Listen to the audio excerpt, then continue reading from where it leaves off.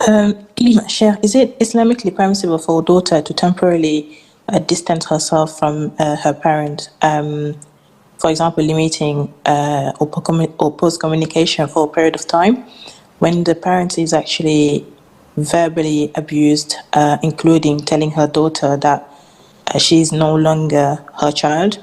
Is this behavior, and this behavior has caused a severe harm for the daughter's mental health? Jazakallah khair.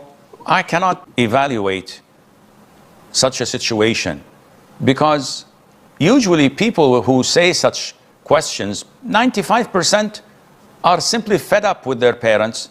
They don't want to be dutiful, obedient, or respectful.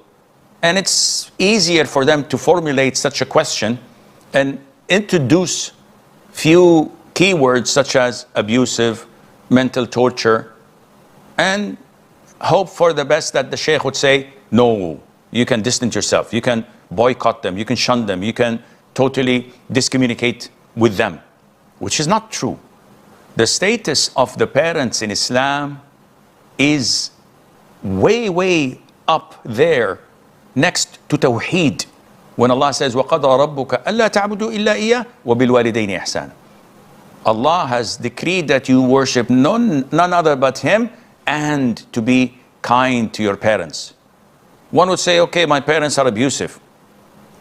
If, and I always say this in my counseling sessions, if your father was the sweetest man on earth, and every time you go and visit him, he gives you 1,000 quid, 1,000 pounds. And you say, Dad, I have money. He said, no, I want you to spend it. Make use of it. Every day he comes to your home at 6 o'clock, cooks breakfast, wakes up the children, dress them, and take them to school. Then he comes back, does all the chores in the house, cleaning, washing the dishes, washing the clothes, ironing them, and hoovering the whole house. And he cooks lunch, then he goes and fetches the children, and he brings them back, and he leaves. And whenever any of the relatives or the friends ask him, he says, my daughter, she's the best of the best. She is the love of my life. She is the most generous, the most courageous, the most religious, blah, blah, blah. Such a parent, such a father, would it be difficult for you to be obedient, respectful, and dutiful to him? Everyone would say, of course not. He's a sweetheart. He's a gift from Allah Azza wa Jal. The question is, where is the test? If your father is this sweet, how are you going to come on the day of judgment and say, Wallahi, I was obedient, dutiful, and respectful to my father. I did everything in my possession to please him. Where's the test? The test is when he's abusive, when he's bad-mouthing you, when he is gaslighting you, when he's this and that. This is when you are rewarded at the side of Allah.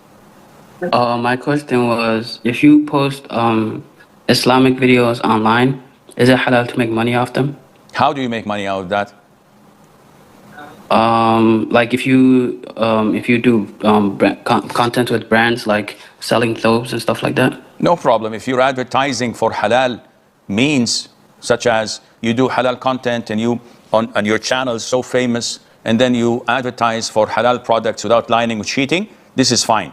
But if you're earning money through allowing that particular platform to advertise on your channel, and the advertisement you don't have any control over, and they have haram content on their advertisement, earning from this is haram.